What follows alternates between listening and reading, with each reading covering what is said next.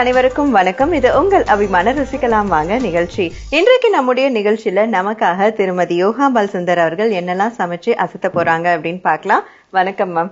வணக்கம்ப்பா. எப்படி இருக்கீங்க? நல்லா இருக்கேன்ப்பா. மேம், இன்னைக்கு என்ன சமைக்க போறீங்க? இன்னைக்கு வெரைட்டி ரைஸ்ல இறங்கிடலாம்ப்பா. ஓகே, என்னெல்லாம்? ஒண்ணு வந்து மிளகு சாதம், இன்னொன்னு கொத்தமல்லி சாதம். ஓகே, அதுக்கு தொட்டுக்கிற மாதிரி ஒரு பச்சடி, என்னன்னா நெல்லிக்காய் பச்சடி. ஓகேவா? ஓகே, சோ ஃபர்ஸ்ட் எந்த சாதம்? மிளகு சாதம் பண்ணலாமா? மிளகு சாதம் செய்வதற்கு தேவையான பொருட்கள்: நெய், கடுகு, உளுத்தம் பருப்பு, முந்திரி, மிளகு, சீரகம், கொத்தமல்லி.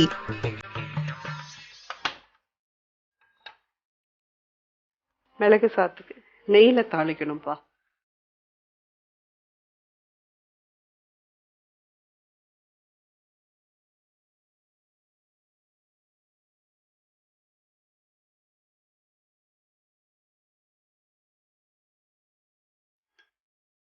கொஞ்சம் மெல்ட் ஆனதும் கடுகு, உளுத்தம் பருப்பு,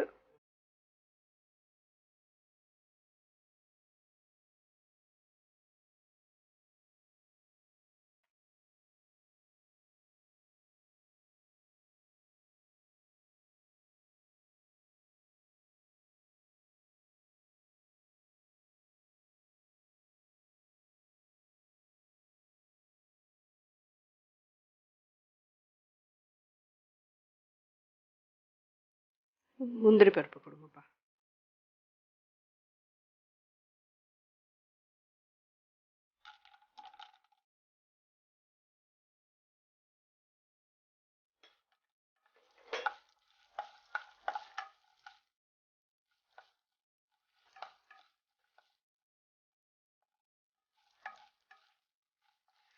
எலுமிச்சம்பழ சாதம், புளி சாதம் சாப்பிட்றதுக்கு இந்த மிளகு சாதம் வந்து வாய்க்கு ரொம்ப மணமாவும் இருக்கும், உடம்புக்கும் ரொம்ப ஹெல்தியான ஒரு விஷயம் இது.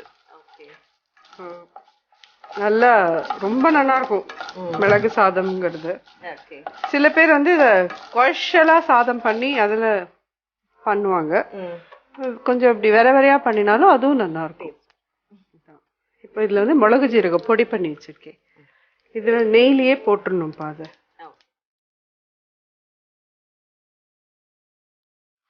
நெய்ல பொரியணும் நல்லா. உங்களுக்கு எவ்வளவு காரம் வேணுமோ அவ்வளவு போட்டுக்கோங்க. இது நான் என்ன ரேஷியோல போட்டிருக்கேன்னா, நல்லா 2 ஸ்பூன் மிளகுக்கு 2 ஸ்பூன் ஜீரகம் போட்டு பண்ணிருக்கேன். அடுப்பை அணைச்சிட்டேன். சாதம் கொடுங்க.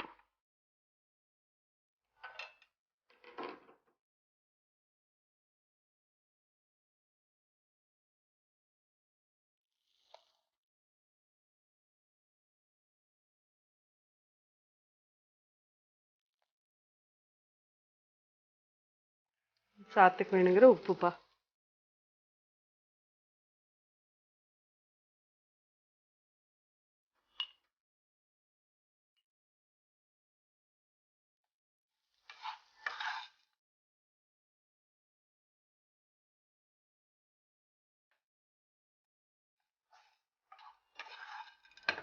ஆஃப் பண்ணிட்டு அந்த மசாலால சாதம். ஆமாப்பா.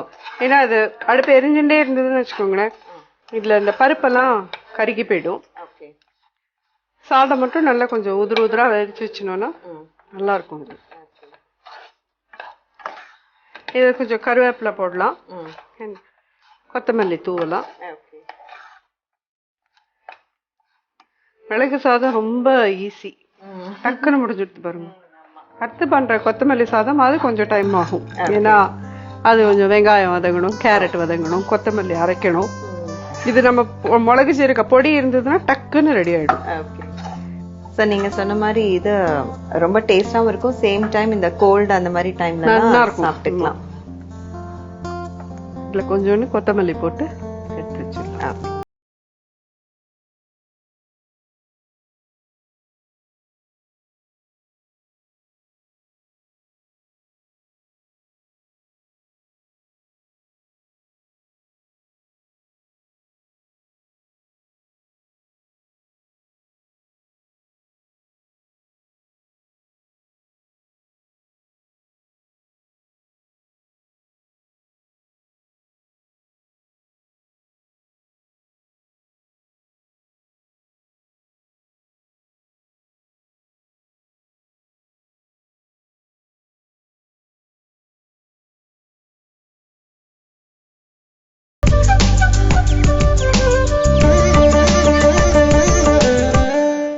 Welcome back to our show. இது ருசிக்கலாம் வாங்க.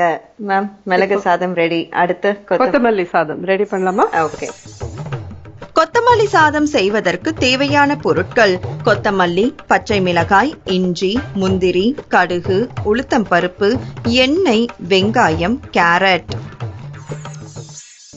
முதல்ல வெங்காயத்தையும்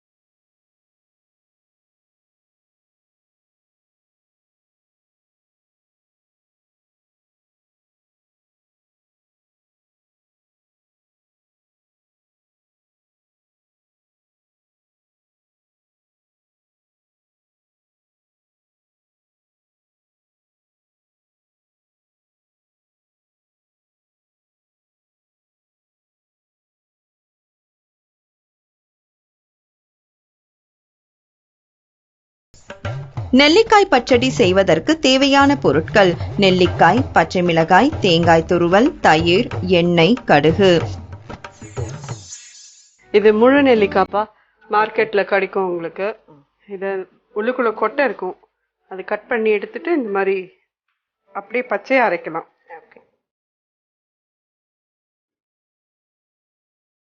பச்சை மிளகாய் கொடுங்க.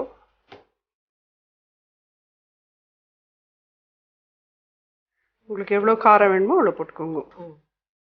நான் ஒரு பச்சை மிளகாய் கிட்ட போட்டிருக்கேன். தேங்காய். இது உங்களுக்கு ரொம்ப பிடிச்ச ரெசிபியா? இது வந்து துவாதசிக்கு எங்க வீட்டுல இருக்கும். ஏகாதசி நீங்க பாட்டி சொல்லும் போதே ஒரு எக்ஸைட்மெண்ட் இருந்தது, நெய் சொல்ற மாதிரி.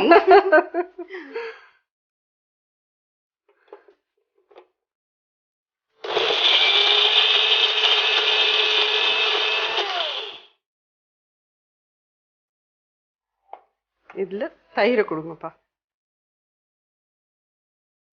தண்ணி விட்டு அரைக்கிறத விட இந்த எந்த பச்சடி இது பண்றோமோ அந்த தயிரையே விட்டுணுலாம். உப்பு கொடுங்கப்பா.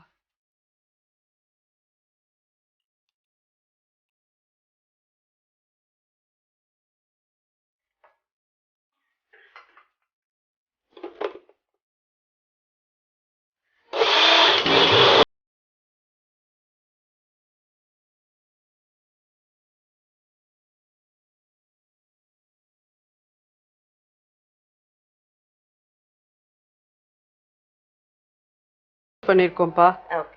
அது பிளட் பியூரிஃபிகேஷனுக்கு ரொம்ப ரொம்ப நல்லது.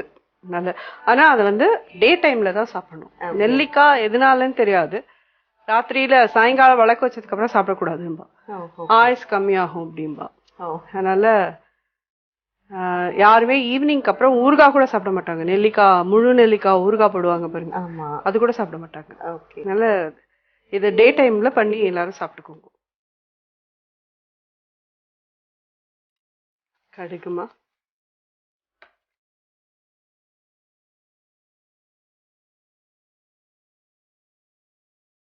பெருங்காயம்,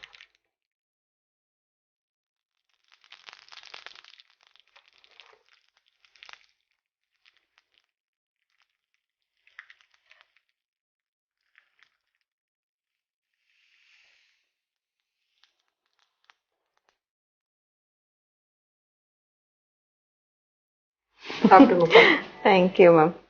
கொத்தமல்லி, மிளகு, நெல்லிக்காய் எல்லாம் வச்சு சூப்பர்பா ஒரு மெயில் வந்து ரெடி பண்ணி கொடுத்துருக்காங்க. இப்போ என்னுடைய சுவையெல்லாம் எப்படி இருக்குன்னு பார்க்கலாம். ஸோ ஃபர்ஸ்ட் மிளகு சாதம் ட்ரை பண்ணலாம். நான் இப்போ இந்த நெல்லிக்காய் பச்சடியோட மிக்ஸ் பண்ணி சாப்பிடுவேன்.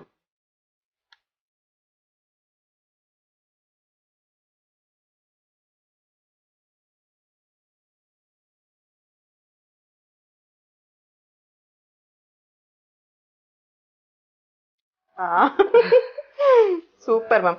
எப்பெல்லாம் இந்த பச்சடி பண்ணுவேன் நீங்க? எல்லா வாட்டியும் துவாதசி அன்னைக்கு இருக்கும் கண்டிப்பா. சூப்பர்பா இருக்கு, ரொம்ப பிரமாதமா இருக்கு. அண்ட் மிளகு சாதம் சொல்லியே ஆனும். நீங்க சொன்ன மாதிரி கோல்டோ ஏதோ கொஞ்சம் ஒரு இது இருந்தாலும் சரி, நார்மல் டைம்ல நம்ம லஞ்ச் பாக்ஸ்க்கு வந்து ஏத்த ரெசிபியா இருக்கும். ரொம்ப சூப்பர்பா இருக்கு டேஸ்ட். ஸோ அடுத்தது கொத்தமல்லி சாதம்.